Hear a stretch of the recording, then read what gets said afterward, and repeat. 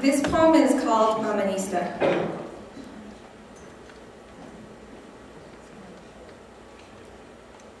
She came to me like mist from primordium, crawling up my belly in a smoking stew, her abrupt transfer ripped like panic, spewing blood, and downing wisdom in ancient viscera. You saw it pooling, and thought you might lose me.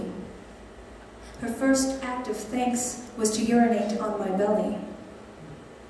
She clung to words, strange sounds, so new she had not yet forgotten the language of the gods. She found her father and called him by name, and paid heed to the healer that brought her forth, and babbling like no baby should in sudden surprise at her sticky introduction, she regressed to wide eyes and manic protest as I shivered in puddles of myself and her.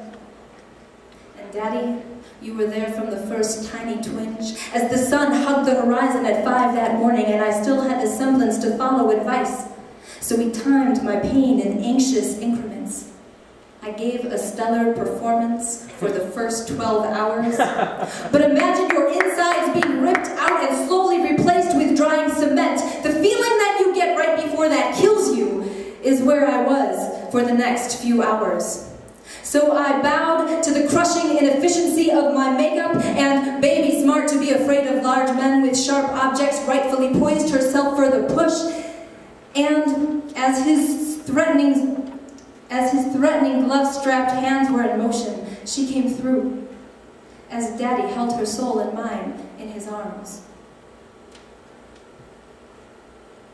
Audre Lorde writes about some white men who for sport or sickness or some strange desire tied together the legs of a laboring pregnant slave till she birthed the dying baby against the bone. And with that, absolute hell on earth has been realized. You see, the pain of labor is unimaginable, and the emotional event is impossible to describe, and to get through it with love and support is still terrible. Your child is your only reward.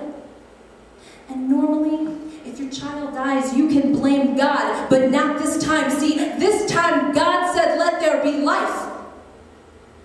He said, let there be life. And those men said no. God said, and it was good, and those men said, absolutely not. God said, oh, what a child is pleasing to my eyes, and those men said, who the fuck do you think you are? And as that slave woman lay dying in her child's blood, and as that black child suffered in the arms of its mothers, those men pulled out the base of this patriarchal nation and crushed everything righteous and good. And God said, why? And they said, because we could. And I would thank God for you, my sweet little baby. I would thank God for your soft little self, for the chance that she never could have, the chance to hold you in my arms. I would thank God in the heavens. But I don't hear a thing. And so I have to thank luck and privilege, but I wanted a nobler beginning for you. And I can do nothing to vindicate her, but I push your beating heart out of me, and I can do nothing in solemn remembrance, so I hold your breathing body to my breast, and all the reparations I would gladly give to her baby, to her baby's baby, to generation upon generation that black folk that would have been, if my ancestors hadn't snatched theirs from their mother's arms and brought them here to work and die. Because we killed the future. And that's the legacy that we're born with. White folks want to say, we didn't eat that apple but forgot to notice that we're all out of Eden. In America, the future just continues to die, and with each new denial, we just kill it again. So in my dreams, I am Mamanista. And I invite you, if your skin is fair, not to be paralyzed by guilt or ignorance, but raise a fist with me in revolution. And if you say there's only so much one person can do, only so much one doctor or lawyer can do, so much one police officer who doesn't believe in justifiable homicide or making men slaves to the prison industrial complex, only so much one educator who teaches black history, women's history, disability rights, only so much that one politician who votes for reparations because it'll take more than 40 acres to fix all this, then I say to you, yes, there's so much one person can do. So, like an alcoholic, we need to stand up and say, hi, I'm white America. It started for me on the It started for me on the coast of Africa. I carried my addiction through the Middle Passage. I went real heavy for a while after Reconstruction. I hit rock bottom at Jim Crow. I've been relapsing straight through the 80s backlash, and the truth is I've never really been clean. So if it started with me, let it end with me. If it started before me, then let it end with me.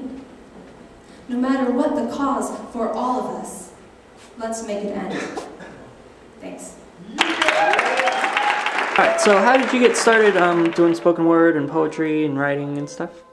I got started in college, which unfortunately for me was a long time ago in Chicago.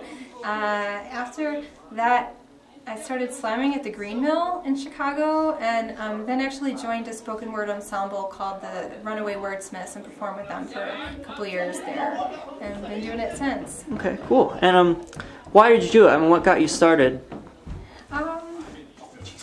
It's Jared Paul behind me. What did get me started? You know, I've always been kind of active in human rights organizations, and a lot of my poetry tends to reflect that. So I think it was just a way for me to express that kind of stuff. And where can people hear your stuff? Well, right now I live in Reno, Nevada, and I perform around here. Usually when Ben Arnold's got something going on for 4 Views, I'm there, so that's a good place to find me. Here's the latest on Martha Stewart. She spiked a virus into all the espresso makers of Middle America, specific for envious housewives and little poodles in purses named Fifi. It's ravaged the respite of hairdresser heaven with the privileged lactite and roller bleach stench with curious colors on garish curved nails. I've heard it's made its way to those neatly trimmed ladies, those North Shore lovelies nibbling nicely on lettuce and caviar, where it's been heard to induce vomiting and hysteria and compulsivity, a competitive brutality, a sneering sort of psychosis really that dwindles the mind yet firms the figure. Those poor, afflicted little rich girls, their bowels irritable from swallowing pride, but they're personably persevering through a Zantac-faded mist under the infinite shrine of a pathetic America, barely bubbling under a superficial surface in a fine wine bath more basic than blood.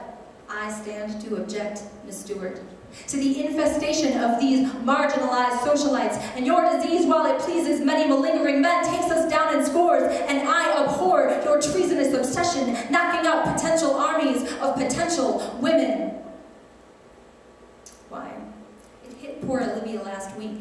In a neighborhood clash gone kamikaze frenzy, she attacked with salad tongs and wood-handled meat cleavers and those cute little toothpicks that look like swords. It took 3 to restrain her.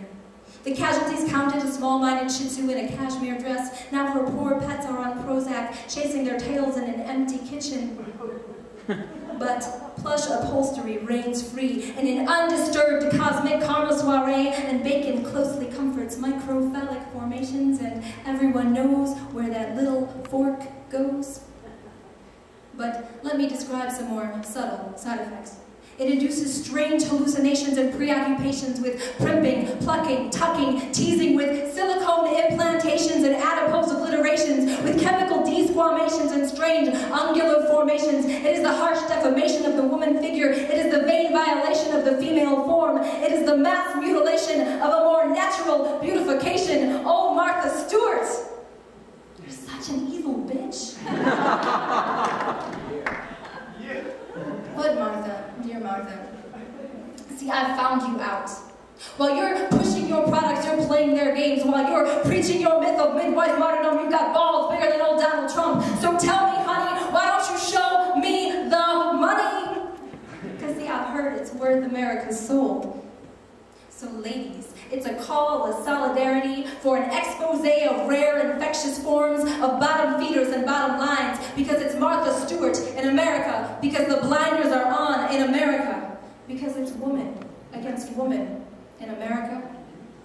And I am looking for that curative chemotherapy to cool the quakes of this competitive cancer. And I still struggle to stop that silted, sad story of economics breeding jealous self-doubt. Because it's sisters who suffer in America.